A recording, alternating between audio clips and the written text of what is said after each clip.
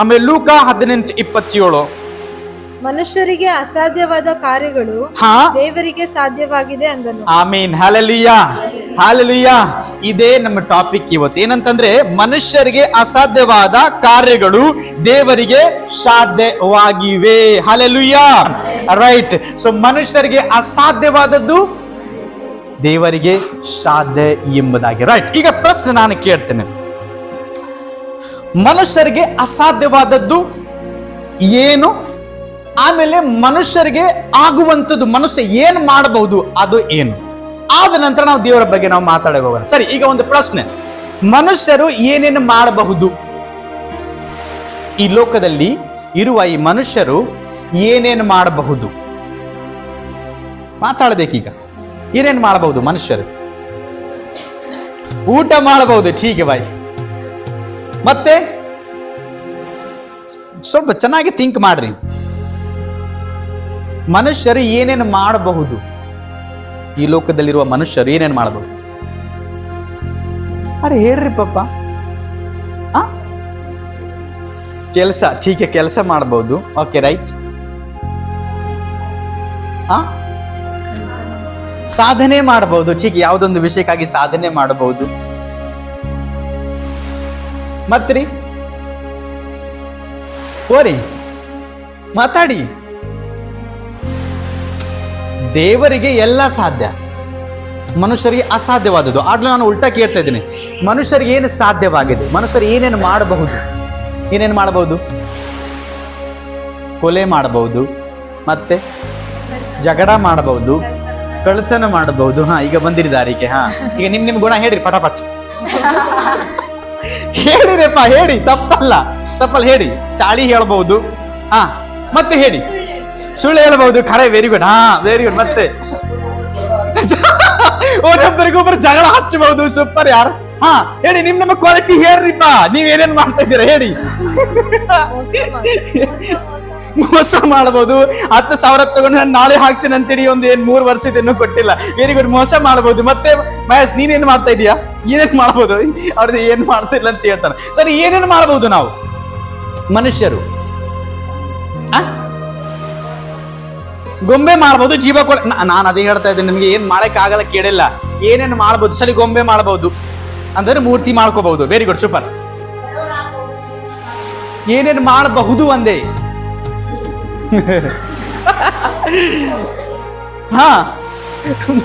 ಅಮ್ಮ ಹೇಳಿ, ಬೇರೆ ಹೇಳಿ. ಮನುಷ್ಯರು ಏನೇನು ಮಾಡಬಹುದು? ಏನ್ ಮಾಡಬಹುದು? ವೈದ್ಯಕೀಯ ಮಾಡಬಹುದು. Very good, super. MBBS ಆಗ್ಬಹುದು, ಡಾಕ್ಟರ್ ಆಗ್ಬಹುದು, ಪೊಲೀಸ್ ಆಗ್ಬಹುದು, ಇದೆಲ್ಲ ಕೆಲಸ ಮಾಡಬಹುದು. Okay, very good. ಮತ್ತೆ ಅದೇ ಒಂದು ಮೆಸೇಜ್ ರೀ, ಅದೇ ಒಂದು ಒಂದು ಸ್ವಲ್ಪ ಮೈಂಡ್ ನಾವ್ ಏನ್ ಮಾಡ್ಬೇಕು? ಸ್ವಲ್ಪ ರೌಂಡ್ ಆಗ್ಬೇಕು ಮೈಂಡ್. ಟೂರ್ಗೆ ಹೋಗ್ತಾರ. ನಾನು ಅಂತಂದ್ರೆ ಎಲ್ಲ ತರ ಕೆಲಸ ಮಾಡ್ಬಂದ್ರೆ ಚಂದ್ರಗೆ ಹೋಗ್ಬೋದು, ಸೂರ್ಯಗೆ ಹೋಗಕ್ಕಾದ್ರೆ ಚಂದ್ರಗೆ ಹೋಗಿ ಬರ್ಬೋದು. Cheeka, very good. ಮತ್ತೇನೇನ್ ಮಾಡ್ಬೋದು? ಇದೇ ಮೆಸೇಜ್ ರೀ, ನೀವೇ ಹೇಳ್ದಂಗೆ ಮೆಸೇಜ್ ಇದು. ಸರಿ, ಓಕೆ, ರೈಟ್. ಇದು ಬಿಟ್ಬಿಡ್ರಿ. ಏನೇನ್ ಮಾಡಬಹುದು? ಬಹಳ ವಿಷಯ ಇದೆ. ಸರಿ, ನಿಮಗೆ ಚೆನ್ನಾಗಿ ಗೊತ್ತಿದೆ ಜನರು ಈ ಲೋಕದಲ್ಲಿ ಏನೇನು ಮಾಡ್ತಾ ಇದ್ದಾರೆ. ಕುಟುಂಬನ ಹೊಡೆಯಬಹುದು, ಪಾಪ ಮಾಡ್ತಾರೆ, ಪಾಪ ಮಾಡಬಹುದು. ಸೈತಾನ್ ಮಾತವನ್ನು ಕೇಳ್ತಾ ಇದ್ದಾರೆ. ಮತ್ತೆ ಸರಾಯ್, ಸಿಗರೇಟ್, ಗುಟ್ಕಾ, ಬೀಡಿ, ತಂಬಾಕು ಇದೆಲ್ಲ ತಿನ್ನಬಹುದು. ಇನ್ನೊಬ್ಬರ ಜೀವನವನ್ನ ಹಾಳು ಮಾಡಬಹುದು, ನಾಶ ಮಾಡಬಹುದು. ತನ್ನ ಜೀವನವನ್ನ ಹಾಳು ಮಾಡಬಹುದು, ನಾಶ ಮಾಡಬಹುದು. ಎಲ್ಲ ವಿಷಯ ನಾವು ನೋಡಿದ್ರೆ ಮಾಡಬಹುದು ಅಂತೇಳಿ. ಈಗ ಇನ್ನೊಂದು ಪ್ರಶ್ನೆ ಬರ್ತದೆ, ಮನುಷ್ಯರಿಗೆ ಏನು ಮಾಡಕ್ಕೆ ಆಗೋದಿಲ್ಲ, ಯಾವ ಕೆಲಸ ಮಾಡಕ್ಕೆ ಆಗೋದಿಲ್ಲ ಅಂತ ಲಿಸ್ಟ್ ನಾವು ಹುಡುಕ್ತೀವಿ. ಸೃಷ್ಟಿ ಮಾಡಕ್ಕೆ ಆಗೋದಿಲ್ಲ. ಮತ್ತೆ ಯಾರ್ ಮಹೇಶ್, ನೀ ಇನ್ನು ಏನು? ಸರಿ, ಓಕೆ, ರೈಟ್. ಮುಂದೆ ಏನಾಗ್ತದೆ ಅಂತ ಹೇಳಿ ಗೊತ್ತಿರಂಗಿಲ್ಲ. ಮುಂದೇನಾಗತ್ತಂದ್ರೆ ಅದು ಬಗ್ಗೆ ಏನ್ ಮಾಡಕ್ಕೆ ಬರಂಗಿಲ್ಲ, ಗೊತ್ತಿರಂಗಿಲ್ಲ. ಓಕೆ, ಎಲ್ಲರೂ ಎಚ್ಚರವಾಗಿ ಇರ್ಬೇಕು ನೋಡಿ, ಮಾತಾಡ್ಬೇಕು ನೀವು. ಮನುಷ್ಯರಿಂದ ಏನು ಮಾಡಕ್ಕೆ ಅಸಾಧ್ಯ, ಏನು ಮಾಡಕ್ಕೆ ಆಗೋದಿಲ್ಲ, ಈ ವಿಷಯ ನೀವು ಹೇಳ್ಬೇಕು. ಅಮ್ಮ ಹಿಡ್ದಂಗೆ ಗೊಂಬೆ ಮಾಡಬಹುದು, ಜೀವ ಕೊಡಕ್ಕೆ ಆಗಲ್ಲ. Very good, super. ಚಂದ್ರ ಹೋಗಬಹುದು, ಬಟ್ ಚಂದ್ರ ಮಾಡಕ್ಕೆ ಆಗೋದಿಲ್ಲ. ಹೌದಲ್ಲ? ಓಕೆ, ಮತ್ತೆ ಹೇಳಿ, ಹೇಳ್ರಿ. ಮನುಷ್ಯರಿಗೆ ಅಸಾಧ್ಯವಾದದ್ದು ಯಾವುದು? ಹಾ, ಹೇಳಿ, ಮಾತಾಡಿ. ಸ್ವಲ್ಪ ಓಡಿಸ್ರಿ, ಅಕಸ್ಮಾತ್ ತಲೆ ವರ್ಕ್ ಮಾಡ್ತಿಲ್ಲ, ಕಿಡ್ನಿ ಯೂಸ್ ಮಾಡಿ. Hallelujah, hallelujah. ದೇವ್ರ ನೋಡಕ್ ಇನ್ನು ಸಾಧ್ಯ, ದೇವ್ರ ನೋಡಕ್ ಆಗೋದಿಲ್ಲ, ದೇವರೇ ನೋಡಕ್ ಆಗೋದಿಲ್ಲ. ಓಕೆ, ಠೀಕ್, ಅದು ನಿಮ್ಮ ಅಭಿಪ್ರಾಯ, ದೇವರಿಗೆ ನೋಡಕ್ಕೆ ಆಗೋದಿಲ್ಲ ಅಂತೇಳಿ. ಠೀಕ್, ಓಕೆ, ಮತ್ತೆ ಹಂಗಲ್ಲ ರೀ, ಹಾ, ದೇವ್ರ ಅಷ್ಟೊಂದು ಪ್ರಕಾಶವಾಗಿರುತ್ತೆ, ನಮ್ಮ ಕಣ್ಣುಗಳಿಂದ ನೋಡಕ್ ಆಗೋದಿಲ್ಲ. ಹಾಗಾದ್ರೆ ದೇವರಿಗೆ ನೋಡಕ್ಕೆ ಆಗದಿರಬಹುದು ಅಂತ ಹೇಳಿ. ಠೀಕ್, ವೆರಿ ಗುಡ್, ಸೂಪರ್. ಮತ್ತೆ ರೀ, ಹಾ, ಅಂತಂದ್ರೆ ಸೂಜಿ ಟ್ಯಾಬ್ಲೆಟ್ ಎಲ್ಲ ಮಾಡಬಹುದು ಡಾಕ್ಟರ್ ಆಗಿ, ಬಟ್ ಜೀವ ಉಳಿಸ್ಬೇಕಂದ್ರೆ ಅವನಿನ್ನ ಆಗೋದಿಲ್ಲ. Okay, very good, super. ಮತ್ತೆ ರೀ, ಅದ್ಭುತ ಮಾಡಕ್ಕೆ ಆಗೋದಿಲ್ಲ. ಎಂತ ಅದ್ಭುತ? ಯಾವ ತರ ದೇವರು ಮಾಡ್ತಾನೆ? ಹಾಗೆ, ಠೀಕೆ, ವೆರಿ ಗುಡ್. ಮತ್ತೆ ಮನುಷ್ಯರಿಗೆ ಏನ್ ಮಾಡಕ್ಕೆ ಆಗೋದಿಲ್ಲ? ಸೃಷ್ಟಿ ಮಾಡಕ್ಕೆ ಆಗೋದಿಲ್ಲ. ಠೀಕೆ, ವೆರಿ ಗುಡ್, ರೈಟ್. ಈಗ ನಾನು ಹೇಳ್ತೇನೆ, ಮನುಷ್ಯರು ಏನು ಮಾಡಬಹುದು, ಏನು ಮಾಡಕ್ಕೆ ಆಗೋದಿಲ್ಲ ಅಂತಂದ್ರೆ ಒಂದೇ ಮಾತಲ್ಲಿ, ಆ ದೇವರು ಮಾಡಿದ ಆ ಸೃಷ್ಟಿ ಅದನ್ನ ತಗೊಂಡು ಮಾತ್ರ ಅವನು ಯೂಸ್ ಮಾಡಬಹುದು. ಬಟ್ ದೇವರು ಮಾಡಿದ್ದು ಸೃಷ್ಟಿ ಮಾಡಕ್ಕೆ ಆಗೋದು. ಹಲ್ಲೆಲೂಯಾ. ಎಕ್ಸಾಂಪಲ್ಸ್, ಗೋಧಿ ಬೀಜ ನೀವು ತೆಗೆದುಕೊಂಡು ಹಿಟ್ಟು ಮಾಡಬಹುದು. ಆಮೇಲೆ ಏನ್ ಮಾಡಬಹುದು? ನೀವು ಚಪಾತಿ ಮಾಡಬಹುದು. ಬಟ್ ಆ ಗೋಧಿ ಬೀಜ ನಿಮಗೆ ಮಾಡಕ್ಕೆ ಆಗುತ್ತೆ. ಅದೇ ತರ ಕಡಲೆ ಹಿಟ್ಟು ತಗೊಳ್ರಿ, ಮಸ್ತ್ ಸುಡು ಏನ್ ಮಾಡಬಹುದು? ನೀವು ಬಜ್ಜಿ ಮಾಡಬಹುದು. ಆದ್ರೂ ಕಡಲೆ ರೆಡಿ ಮಾಡಕ್ಕೆ ಆಗೋದಿಲ್ಲ. ಅದಕ್ಕೆ ವ್ಯತ್ಯಾಸದೆ ಮನುಷ್ಯರಲ್ಲಿ, ದೇವರಲ್ಲಿ. ನೀವು ನೀರು ತಗೊಂಡು ಅದ ನೀರಲ್ಲಿ ಬರ್ಫ್ ಮಾಡಬಹುದು, ವಾಪ್ ಮಾಡಬಹುದು, ಆಮೇಲೆ ಬೇರೆ ಪಾತ್ರೆ ತರ ಒಂದು ಸ್ಟ್ರಕ್ಚರ್ ಕೊಡಬಹುದು. ಆದ್ರೆ ನೀರು ಸೃಷ್ಟಿ ಮಾಡಕ್ಕೆ ನಿಮಗೆ ಆಗೋದಿಲ್ಲ. ನೀವು ಗಿಡವನ್ನು ತಗೊಂಡು ಆ ಗಿಡದಿಂದ ಬಾಗಲ ರೆಡಿ ಮಾಡಬಹುದು, ಏನಾದ್ರೂ ಬೇಕಾದಂಗೆ ವಸ್ತು ಮಾಡಬಹುದು. ಆ ಗಿಡ ತಯಾರು ಮಾಡಕ್ಕೆ ಆಗೋದಿಲ್ಲ. Hallelujah, hallelujah. ಅಂತಂದ್ರೆ ದೊಡ್ಡವರು ಯಾರು? ಸೃಷ್ಟಿ ಮಾಡಿದವನು, ಎಲ್ಲ ಸೃಷ್ಟಿ ಮಾಡಿದ ಅದೇ ತಗೊಂಡು ಯೂಸ್ ಮಾಡುದವರು ಸೃಷ್ಟಿಕರ್ತ. Hallelujah, hallelujah. ಅದಕ್ಕೆ ಇವತ್ತು ನಾನು ನಿಮಗೆ ಹೇಳ್ತಾ ಇದ್ದೇನೆ, ಅಕಸ್ಮಾತ್ ದೇವರ ನಿನ್ನನ್ನು ಸೃಷ್ಟಿ ಮಾಡಿದಾನಂತಂದ್ರೆ ನಾವು ಇನ್ನೊಬ್ಬರ ಮನಸ್ಸ ಸೃಷ್ಟಿ ಮಾಡಕ್ಕೆ ಆಗೋದಿಲ್ಲ. ಬಟ್ ಆ ಮನಸ್ಸರಲ್ಲಿ ಇರುವ ದೇವರವನ್ನ ನಾವು ಏನು ಮಾಡಬಹುದು? ಆರಾಧಿಸಬಹುದು ಎಂಬುದಾಗಿ. ಹಾಲೆಲೂಯಾ.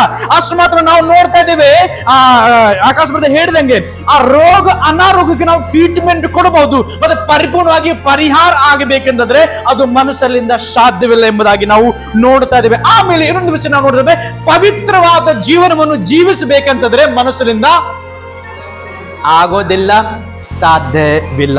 ಇನ್ನೊಂದು ದೊಡ್ಡ ಲಾಸ್ಟ್ ಒಂದು ಮಾತು, ಮನುಷ್ಯರಿಗೆ ಏನಾಗೋದಿಲ್ಲ ಅಂತಂದ್ರೆ ಮೋಕ್ಷ, ರಕ್ಷಣೆಯನ್ನು, ನಿತ್ಯ ಜೀವನವನ್ನು ಯಾರಿಗೆ ಕೊಡಕ್ಕೆ ಆಗೋದಿಲ್ಲ. Hallelujah, hallelujah. ಈಗ ಒಂದು ಪ್ರಶ್ನೆ ಬರುತ್ತೆ, ಮೋಕ್ಷ ಎಷ್ಟು ಜನರಿಗೆ ಬೇಕು? ರಕ್ಷಣೆ ನಿಮ್ಮಲ್ಲಿ ಎಷ್ಟು ಜನರಿಗೆ ಬೇಕು? ಆ ಪರಲೋಕ ರಾಜ್ಯ ಯಾರ್ಯಾರು ಹೋಗ್ಬೇಕಂತಿದ್ದೀರಿ? ಹಾಗಾದ್ರೆ ಪಾಸ್ಟರ್ಲಿಂದ ಸಿಗೋದಿಲ್ಲ ನಿಮಗೆ ಪರಲೋಕ ರಾಜ್ಯ. ಹಲ್ಲೆಲೂಯಾ. ಆ ಪರಲೋಕ ರಾಜ್ಯ ಸಿಕ್ಕಬೇಕಂದ್ರೆ ಗೊತ್ತ್ರಿ ಯಾರಿಂದ ಸಿಗುತ್ತದೆ? ಮಾತ್ರ ಏಸಪ್ಪಲಿಂದ. ಯಾರಿಗೂ ಗೊತ್ತು? ನರೇಂದ್ರ ಕುಮಾರ್ ಸಹ ನಿಮ್ಮ ಹಿಂದೆ ಆ ನರಕ ಲೇನ್ನಲ್ಲಿ ನಿಂದಿರ್ತಾನ. ಹಲ್ಲೆಲೂಯಾ. ಬಟ್ ನನಗೆ ಒಂದು ಕಾನ್ಫಿಡೆನ್ಸ್ ಇದೆ, ಅದೇ ಕಾನ್ಫಿಡೆನ್ಸ್ ನಿಮಗಿರ್ಬೇಕು. ನನಗೆ ನಾಳೆ ಹೆಚ್ಚು ಕಡಿಮೆ ಏನಾದರೂ ಸಹ ನಾನು ಮಾತ್ರ ಪರಲೋಕ ರಾಜ್ಯದಲ್ಲಿ ಇರ್ತೇನೆ. ಹಲ್ಲೆಲೂಯಾ. ಯಾಕೆ ಅಂತಂದ್ರೆ ನೀವು ನಂಬುತ್ತಾ ಇರೋದು ದೇವರು ಹೇಗೆ ಅಂತಂದ್ರೆ ನಮಗೆ ಅಸಾಧ್ಯವಾಗಿರಬಹುದು, ಆದ್ರೂ ದೇವರಿಗೆ ಸಾಧ್ಯ ಉಂಟು ಎಂಬುದಾಗಿ ನಾವು ನೋಡ್ತಾ ಇದ್ದೇವೆ. ಹಲ್ಲೆಲೂಯಾ. ರೈಟ್. ಈಗ ಒಂದು ಪ್ರಶ್ನೆ ಬರ್ತದೆ. ಇಲ್ಲೇ ಒಬ್ರು ಬರ್ತಾನ್ರಿ. ಯಾರು ಬರ್ತಾನೆ? ಸರ್ದಾರ್ ಅಂತಂದ್ರೆ ಅಧಿಕಾರಿ.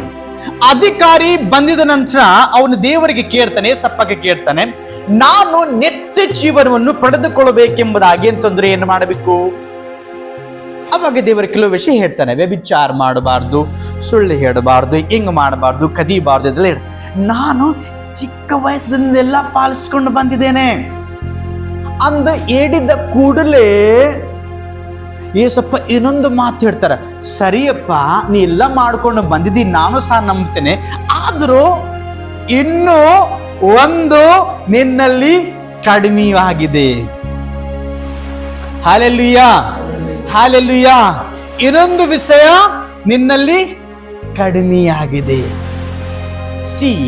ಒಂದು ಪ್ರಶ್ನೆ ಈಗ ನನಗೆ ದೇವರು ಈಗಲೇ ಹೇಳ್ತಾ ಇದ್ದಾನೆ, ಮನುಷ್ಯರಿಗೆ ಅಸಾಧ್ಯ, ದೇವರಿಗೆ ಸಾಧ್ಯ. ಕಾರಣ ಏನು? ಯಾಕಂತಂದ್ರೆ ದೇವರಲ್ಲಿ ಒಂದು ಸಹ ಕಡಿಮೆ ಇಲ್ಲ, ಬಟ್ ಮನುಷ್ಯರಲ್ಲಿ ಇನ್ನೂ ಒಂದು, ಅದು ದೇವರು ಹಿಡಿದು ಒಂದೇ. ಈಗ ನಾವು ಆಲೋಚನೆ ಮಾಡೋಣ, ನಾವು ಪರಲೋಕ ರಾಜ್ಯಕ್ಕೆ ಹೋಗಬೇಕಂತ ನಮ್ಮಲ್ಲಿ ಯಾವ ಕ್ವಾಲಿಟೀಸ್ ಇರಬೇಕು, ಯಾವ ಗುಣ ಲಕ್ಷಣ ಇರಬೇಕು. ದೇವರು ಹೇಳ್ತಾ ಇರೋದು ಒಂದೇ. ಅದನ್ನ ಅರ್ಥ ನನ್ನಲ್ಲಿ ಒಂದೇ ಕಡಿಮೆ ಇರುವುದಾದರೆ ಇದ್ದರೆ ಅಂತಂದ್ರೆ ಆದ್ರೂ ಸಹ ಪರಲೋಕ ರಾಜ್ಯ ಹೋಗೋದು ದೊಡ್ಡ ಸವಾಲ್ ರೀ, ದೊಡ್ಡ ಚಾಲೆಂಜ್. ನೀತಿವಂತ ಹೇಳ್ತೇವೆ ನಾನು ಬಹಳ ನೀತಿವಂತ, ಆಲೇ ಬರ್ತೇನೆ, ಎಲ್ಲ ಮಾಡ್ತೇನೆ, ಕರೆಕ್ಟ್ ಹೇಳ್ತೇನೆ. ದೇವರವಾಗ ನೋ ನೋ ನೋ ಇನ್ನೂ ನಿನ್ನಲ್ಲಿ ಒಂದು ಕಡಿಮೆ ಇದೆ. ಅದ ಕಡಿಮೆ ಅಕಸ್ಮಾತ್ ನನ್ನಲ್ಲಿ ಇಲ್ಲ ಅಂತಂದ್ರೆ ನಾನು ಏನ್ ಹೇಳ್ತೇನೆ ಅದನ್ನೇ ಆಗ್ತೈತಿ. ದೇವರು ಒಂದೇ ಮಾತು ಹೇಳ್ದ, ಬೆಳಕಾಯ್ತು. ಯಾಕೆ ಅವರಲ್ಲಿ ಏನು ಕಡಿಮೆ ಇಲ್ಲ. ನನ್ನಲ್ಲಿ ನಿಮ್ಮಲ್ಲಿ ಒಂದು ಕಡಿಮೆ ಇದ್ದ ಕಾರಣಕ್ಕಾಗಿ ಅದು ಕಡಿಮೆ ಏನದೆ ನಾನು ನಿಮಗೆ ಹೇಳ್ತೇನೆ. ಆಮೇಲೆ ಬರ್ತಾ ನಾವು ನೋಡ್ತೇವೆ, ಈ ಅಧಿಕಾರಿ ಏನ್ ಮಾಡ್ತಾನೆ ಗೊತ್ತಾ, ಆ ಮಾತು ಹೇಳಿದ ಕೂಡಲೇ ಅವನಿಗೆ ಏನಾಯ್ತು, ಬೇಸರ ಇತ್ತು. ಯಾಕೆ? ಒಂದು ದೊಡ್ಡ ಶ್ರೀಮಂತ. ಏನಾದ್ರು ಗೊತ್ತ್ರಿ, ಏನು ಕಡಿಮೆ ಇದೆ ಅಂತ ಹೇಳುವಾಗ, ನಿನ್ನಲ್ಲಿ ಇದ್ದುದು ಏನಿದೆ ಅಲ್ಲ ಎಲ್ಲ ಹೋಗಿ ಮಾರಿ ಏನ್ ಮಾಡ್ಬೇಕು, ಬಡವರಿಗೆ ಹಂಚಿಬಿಡು, ನಿನಗೆ ಎಲ್ಲಿ ಸಿಗುತ್ತೆ. ಇದು ಎಂತ ಲಾಜಿಕ್, ಯಾವ ತರ ದೇವರು ಮಾತಾಡ್ತಾರೆ ಗೊತ್ತಿಲ್ಲ ನನಗೆ. ಲಾಸ್ಟ್ಗೆ ದೇವರು ನನಗೆ ಒಂದು ಸ್ಪಿರಿಚುವಲ್ ವೇಲಿ ದೇವರು ಮಾತಾಡ್ತಾರೆ, ಕೇಳ್ತಾ ಇದ್ದೀರಾ?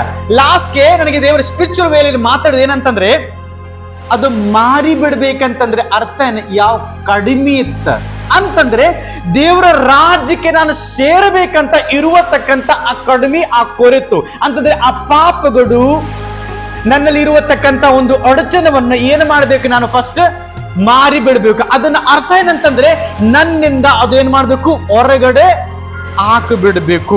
ಈಗ ಯಾರಿಗೂ ಗೊತ್ತು, ಈ ಅಧಿಕಾರಿ ಆಗಿದ್ದಾನೆ, ಯಾವ ದಂಧ ಮಾಡಿ, ಯಾವ ಬಿಸ್ನೆಸ್ ಮಾಡಿ ಎಷ್ಟು ದೊಡ್ಡ ಶ್ರೀಮಂತ ಆಗಿದ್ದಾನೆ. ಹಂಗಾಗಿ ಅವನಿಗೆ ಬೇಸರ ಬಂತ. ಹಂಗಾಗಿ ಏನ್ ಮಾಡ್ತಾನೆ ನೋಡಿ, ಇನ್ನೊಂದ್ಸರಿ ಏಸಪ್ಪ ಹತ್ರ ಹೋಗಲ್ಲ.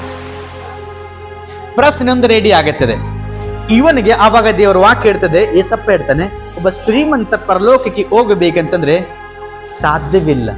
ಒಂದು ಒಂಟೆ ಸೂಜಿಯ ಒಳಗೆ ಹೋಗಬಹುದು, ಆದ್ರೂ ಒಬ್ಬ ಶ್ರೀಮಂತ ಪರಲೋಕಕ್ಕೆ ಹೋಗಬೇಕಂತಂದ್ರೆ ಸಾಧ್ಯವಿಲ್ಲ. ಆವಾಗ ನಾನು ದೇವರಿಗೆ ಪ್ರಶ್ನೆ ಕೇಳ್ತದೆ, ಮತ್ತೆ ಇನ್ನೊಬ್ಬ ತಲೆಗೆ ಒಂದು ಬರೆಯಲ್ಪಟ್ಟಿದೆ, ಹಾಗಾದ್ರೆ ಪರಲೋಕಕ್ಕೆ ಯಾರು ಹೋಗ್ತಾರ ಸ್ವಾಮಿ, ಯಾರಿಂದ ಸಾಧ್ಯ?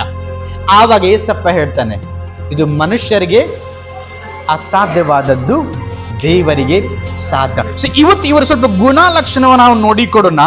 ಆಕ್ಚುಲಿ ಒಂದು ಪ್ರಶ್ನೆ ಬರುತ್ತದೆ, ಇವನು ಯಾವ ತರ ನಾನು ನಿತ್ಯ ಜೀವನವನ್ನು ಪಡೆಯಬೇಕೆಂಬುದಾಗಿ ನಾನು ಏನು ಮಾಡಬೇಕು ಅಂತ ಹೇಳುವಾಗ, ಆದ ನಂತರ ಇನ್ನೊಂದು ಪ್ರಶ್ನೆ ಕೇಳಬೇಕಿತ್ತು. ಯಾವ ಪ್ರಶ್ನೆ?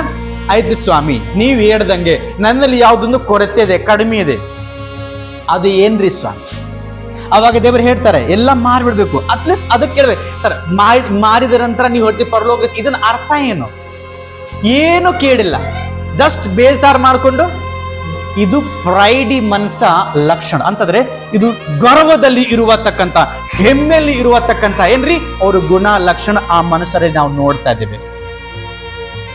ಯಾರೊಬ್ಬರು ಮೆಸೇಜ್ ನಡೀತಾ ಇದೆ, ಒಂದು ಸ್ವಲ್ಪ ಸ್ಟ್ರಾಂಗ್ ಮೆಸೇಜ್ ಇರುವುದಾದ್ರೆ ಅವನಿಗೆ ಚುಚ್ಚುತ್ತಾ ಇದೆ ಏನಂತಂದ್ರೆ, ನೀವು ಅರ್ಥ ಮಾಡಿಕೊಳ್ಬೇಕು, ದೇವರು ನನ್ನ ಜೊತೆ ಇವತ್ತು ಮಾತಾಡ್ತಾ ಇದ್ದಾನೆ. ಬಟ್ ಕೆಲವೊಬ್ರು ಏನ್ ಮಾಡ್ತಾರೆ, ನನ್ನನ್ನು ನೋಡಿ ಮಾತಾಡ್ತಾ ಇದ್ದಾನೆ ಪಾಸ್ಟರ್ ಅಂತವ್ರು ಎದ್ದು ಹೋಗ್ಬಿಡ್ತಾರೆ, ಮತ್ತೆ ಬರೋದಿಲ್ಲ. ಪರವಾಗಿಲ್ಲ, ನೋ ಪ್ರಾಬ್ಲಮ್. ಹಲ್ಲೆಲೂಯಾ. ಇವನಿಗೆ ನಿತ್ಯ ಜೀವನ ಬೇಕಾಗಿತ್ತಲ್ಲ ತಾನೆ, ನಿತ್ಯ ಜೀವನ ಪಡೆಯಬೇಕೆಂಬ ಏಸಪ್ಪ ಹೇಳಿದ ಮಾತು ಕೇಳಬೇಕಾಗಿತ್ತಲ್ಲ. ಏಸಪ್ಪ ಮಾತನ್ನ ಕೇಳೋದಿಲ್ಲ, ಆದ್ರೆ ನಿತ್ಯ ಜೀವನ ಬೇಕಂತ ಸಾಧ್ಯವಿಲ್ಲ. Hallelujah, hallelujah. ಏಸಪ್ಪ ಹೇಳ್ದಂಗೆ ನಾವು ಕೇಳುವುದಾದ್ರೆ ಮಾತ್ರ ಏನಾಗುತ್ತೆ, ನಮಗೆ ನಿತ್ಯ ಜೀವನವನ್ನು ಸಿಗುತ್ತದೆ. ಸರಿ, ಈಗ ವಾಪಸ್ ಹೋಗಿರ್ತಾನೆ. ಹೋಗಿದ ನಂತರ ನಾವು ನೋಡ್ತಾ ಇದ್ದೇವೆ ಏನಂತಂದ್ರೆ, ಪ್ರೊವರ್ಬ್ಸ್ ಅಂದ್ರೆ ಜ್ಞಾನೋಕ್ತಿಗಳು 16ನೇ ಅಧ್ಯಾಯದ 18ನೇ ವಚನ ಯಾರು ಬರೋದ್ರಿ? ಯಾಕೆ ಇವನಿಗೆ ನಿತ್ಯ ಜೀವನ ಸಿಗ್ಲಿಲ್ಲ? ಜ್ಞಾನೋಕ್ತಿಗಳು 16:18. ಉಬ್ಬಿನಿಂದ ಗಬ್ಬು, ಗರ್ವದಿಂದ ಭಂಗ. ಅಂತಂದ್ರೆ ಯಾರ ಜೀವನದಲ್ಲಿ ಅಹಂಕಾರ ಇರುವುದಾದ್ರೆ, ಯಾರ ಜೀವನದಲ್ಲಿ ಗರ್ವ ಇರುವುದಾದ್ರೆ 100% ಅವನ ಭಂಗ. ಅಂತಂದ್ರೆ ಅವನು ಹಾಳಾಗಿ ಹೋಗ್ತಾನೆ, ನಾಶಾಗಿ ಹೋಗ್ತಾನೆ, ಅವನಿಗೆ ನಿತ್ಯ ಜೀವನವನ್ನು ಸಿಗೋದಿಲ್ಲ. ಈ ಮನುಷ್ಯರಿಗೆ 100% ನಿತ್ಯ ಜೀವನವನ್ನು ಸಿಗ್ತಾ ಇತ್ತು. ಯಾಕಂದ್ರೆ ಬೈಬಲ್ ಇರ್ತದೆ, ಎಷ್ಟು ಜನರು ಏಸಪ್ಪ ಹತ್ರ ಬಂದಿದ್ದಾರೆ, ಮಾತಾಡಿದ್ದಾರೆ, ಎಲ್ಲರಿಗೂ ಬಿಡುಗಡೆ ಆಗಿದೆ. ಬಟ್ ಇದೇ ಫಸ್ಟ್ ಮನುಷ್ಯ ನಾನು ನೋಡ್ತಾ ಇರೋದು ಬೈಬಲ್ ಅಲ್ಲಿ. ಏಸಪ್ಪನ ಹತ್ರ ಬಂದಿದ್ದಾರೆ, ಮಾತಾಡ್ತಾ ಇದ್ದಾನೆ, ಆದ್ರೂ ಏಸಪ್ಪ ಮಾತು ಕೇಳಿದ ನಂತರ ಇಮಿಡಿಯೇಟ್ಲಿ ವಾಪಸ್ ಮನೆಗೆ ಹೋಗ್ಬಿಡ್ತಾನೆ. ಅಂತಂದ್ರೆ ಅವರಿಗೆ ನಿತ್ಯ ಜೀವನ ಸಿಗ್ಲಿಲ್ಲ. ಕಾರಣ ಒಂದೇ, ಅವನಲ್ಲಿ ಇರುವತಕ್ಕಂತ ಅಹಂಕಾರ. ಏನು ಹಿಡ್ಕೊಂಡಿದ್ದಾನಲ್ಲ, ಪಾಪ ಶಾಪ, ತನ್ನ ಮಾತು, ತನ್ನ ಅಹಂಕಾರ, ಅವನಿಗೆ ಬಹಳ ಏನಾಗಿದೆ, ಬಹಳ ಶ್ರೀಮಂತ ಆಗಿದ. ನಾನು ನಿಮಗೆ ಒಂದು ವಾಕ್ಯ ಹೇಳ್ತಾ ಇದ್ದೇನೆ, ಒಂದು ಮಾತು ಹೇಳ್ತಾ ಇದ್ದೇನೆ. ಶ್ರೀಮಂತರ ನೀವು ಆಗಿರಬಹುದು, ಆದ್ರೂ ಆ ಶ್ರೀಮಂತರಾದ ಹೊರಗಡೆ ಕಾಣ್ತಿರಬಹುದು. ನೀವು ಶ್ರೀಮಂತರ ಎಲ್ಲೇ ಆಗ್ಬೇಕಂತಂದ್ರೆ ಒಳಗಡೆ ಆಗಬೇಕು. ಯಾವ ವಿಷಯಕ್ಕಾಗಿ ಆಗಬೇಕು? ಈ ನಾಳೆ ನಾಸಾಗಿರುವತಕ್ಕಂಥ ಈ ಮನೆ ಮತ್ತೆ ಬೆಳ್ಳಿ ಬಂಗಾರಕ್ಕಾಗಿ ಎಲ್ಲ. ಶ್ರೀಮಂತ ಆಗ್ಬೇಕಂತಂದ್ರೆ ಸಪ್ಪ ಆಗಲಿರ್ಲು ನಿನ್ನಲ್ಲಿ, ನಿಮ್ಮ ನಡೆನುಡಿಯಲ್ಲಿ, ನಿನ್ನ ಮಾತುಗಳಲ್ಲಿ ತುಂಬಿರಬೇಕೆಂಬುದಾಗಿ. Hallelujah, hallelujah. ಕೆಲವೊಮ್ಮೆ ನಾವು ಕೆಲವು ಮನೆಗೆ ಹೋಗಿರ್ತೇವೆ ನೋಡಿ, ಬೇಸಾರ ಮಾಡ್ಬೇಡಿ. ಕೆಲವೊಮ್ಮೆ ಮನೆಗೆ ಹೋಗಿರ್ತೇವೆ, ಮನೆಗೆ ಹೋದಾಗ ನಾವು ಪ್ರೇಯರ್ ಮಾಡೋದು 2 ನಿಮಿಷ, ಬೇರೆ ವಿಷಯ ಎಲ್ಲ ಮಾತಾಡೋದು 2 ತಾಸು. ನೀವು ಆಲೋಚನೆ ಮಾಡಿಕೊಡ್ರಿ, ಇದು ಎಂತ ಪಾಸರ್, ಎಂತ ವಿಶ್ವಾಸ. Hallelujah, hallelujah. ಅದನ್ನ ಅರ್ಥ ಎಲ್ಲ ಬೇರೆ ವಿಷಯ ಮಾತಾಡಬಾರ್ದು. No, we have given the enough time to God. ನಾವು ಎಷ್ಟು ಟೈಮ್ ಕೊಡ್ಬೇಕಾಗಿದೆ ದೇವರಿಗೆ ಕೊಟ್ಟಿದ್ದೇವೆ. ಆದ್ರೂ 2 ತಾಸು ಮಾತಾಡಿ 2 ನಿಮಿಷ ಪ್ರಾರ್ಥನೆಗೆ ಕೊಟ್ಟರೆ ಅಲ್ಲಿ ನನಗೆ ತೃಪ್ತಿ ಆಗೋದಿಲ್ಲ ಎಂದು ನೀವು ಆಲೋಚನೆ ಮಾಡ್ಬೇಕ್ರಿ. ಏನ್ ಮೇಗೆ ನಿಮ್ಮ ಮನೆಗೆ ಪಾಸ್ಟರ್ ಬರುವುದಾದ್ರೆ ನೀವೇನ್ ಮಾಡ್ಬೇಕು? ಪಾಸ್ಟರ್ ಫಸ್ಟ್ ಪ್ರಾರ್ಥನೆ ಮಾಡೋಣ, ಚೆನ್ನಾಗಿ ಪ್ರಾರ್ಥನೆ ಮಾಡಿ, 2 ತಾಸು ಆರಾಧನೆ ಮಾಡಿ, ಆದ ನಂತರ ಮಾತಾಡಿ. 2 ತಾಸು ಹಾಕಿ, ಅವಾಗ 5 ತಾಸು ಮಾತಾಡಿ, ನೋ ಪ್ರಾಬ್ಲಮ್. 5 ತಾಸು ಮಾತಾಡಿ ಮಾತ್ರ 5 ನಿಮಿಷ ಪ್ರಾರ್ಥನೆ ಮಾಡುವುದು ಅಲ್ಲೇ ದೇವರಿಗೆ ಅದು ಮೆಚ್ಚುಗೆ ಆಗೋದಿಲ್ಲ ಎಂಬುದಾಗಿ. ಹಲ್ಲೆಲೂಯಾ. ಇವತ್ತು ನಾವು ನೋಡ್ತೇವೆ, ಇದು ಗರ್ವ. ಇದು ಕಾರಣಕ್ಕಾಗಿ ಏನ್ ಮಾಡ್ತಾನ್ರಿ? ವಾಪಸ್ ಹೋಗ್ಬಿಡ್ತಾನೆ. ಸರಿ, ಹೋಗ್ಬಿಟ್ಟ. ಆದ ನಂತರ ನೋಡ್ತಿದ್ರೆ, ಸೊ ನಮ್ಮ ಜೀವನದಲ್ಲಿ, ನಿಮ್ಮ ಜೀವನದಲ್ಲಿ ಅಕಸ್ಮಾತ್ ದೀನ ಭಾವ, ನಮ್ರತೆ ಇಲ್ಲ ಅಂತಂದ್ರೆ ನಮಗೆ ನಿತ್ಯ ಜೀವನವನ್ನ ಸಿಗೋದಿಲ್ಲ. ಇನ್ನೊಂದು ವಚನ ಹೋದ್ರಿ, 22, ಅದೇ ಜ್ಞಾನೋಕ್ತಿ 22:4ನೇ ವಚನ. ಅತಿ ಬೇಗ ನಾನು ಮುಕ್ತಾಯ ಮಾಡ್ತೇನೆ. ಧನ ಮಾನ ಜೀವಗಳು ದೀನ ಭಾವಕ್ಕೂ ಯೆಹೋವನ ಭಯಕ್ಕೂ ಫಲ. ಆಮೀನ್. ದೇವ್ರ ವಾಕ್ಯ ಹೇಳ್ತದೆ, ನೀ ಶ್ರೀಮಂತ ಆಗ್ಬೇಕಾ? ದೇವ್ರ ವಾಕ್ಯ ಹೇಳ್ತದೆ, ಘನ ಅಂತಂದ್ರೆ, ಘನ ಅಂತಂದ್ರೆ ಅರ್ಥ ಇದು ಶ್ರೀಮಂತ ಆಗ್ಬೇಕಂತಂದ್ರೆ. ಆಮೇಲೆ ಮಾನ, ಮಾನ ಅರ್ಥ ಏನು ಮಕ್ಕಳು? ನೀವು ಬರ್ಬೋದು. ಮಾನ ಅಂತಂದ್ರೆ ಏನು? ಗೌರವ, ಒಂದು ಮರ್ಯಾದೆ. ನಾನು ಪಾಸ್ಟರ್ ಮನೆಗೆ ಹೋತಂದ್ರೆ ಫಸ್ಟ್ ಪಾಸ್ಟರ್ ಚೇರ್ ತಗೊಂಡು ಬರ್ಬೇಕು. Hallelujah, hallelujah. ಯಾರು ಹಲ್ಲೆಲೂಯ ಹೇಳ್ತಿಲ್ಲ? ಯಾಕೆ ಬೇಜಾರಾಗ್ತಿದ್ಯಾ? ಹಲ್ಲೆಲೂಯ. ಓಕೆ, ಬಿಟ್ಬಿಡ್ರಿ, ಮಕ್ಕಳು ಕುಂದಿರ್ತಾರಮ್ಮ. You come and sit. Okay, ಆಮೇಲೆ ಮಾನ, ಆಮೇಲೆ ಜೀವಗಳು. ಏನದು? ಜೀವಗಳು. ಆಮೇಲೆ ಇದಕ್ಕೆ ದೀನ ಭಾವಕ್ಕೆ ಯೆಹೋವನ ಭಯಕ್ಕೂ ಫಲ. ನಿಮ್ಗೆ ಶ್ರೀಮಂತ ಆಗಬೇಕು, ಆಮೇಲೆ ನಿಮ್ಗೆ ಮಾನ ಮರ್ಯಾದೆ ಸಿಕ್ಕಬೇಕು, ಆಮೇಲೆ ನಿಮಗೆ ನಿತ್ಯ ಜೀವನವನ್ನು ಪಡೆದುಕೊಡಬೇಕೆಂಬುದಾಗಿ ಅಂತಂದ್ರೆ ಮೊದಲ ವಿಷಯ ದೇವರ ವಾಕ್ಯ ಇರ್ತದೆ, ದೀನ ಭಾವಕ್ಕೂ ದೇವರ ಭಯಕ್ಕೂ ಫಲ. ಹಲ್ಲೆಲೂಯಾ. ನನ್ನಲ್ಲಿ, ನಿಮ್ಮಲ್ಲಿ ಆ ದೀನತೆ, ದೇವರ ಭಯವನ್ನ ಇರಬೇಕು.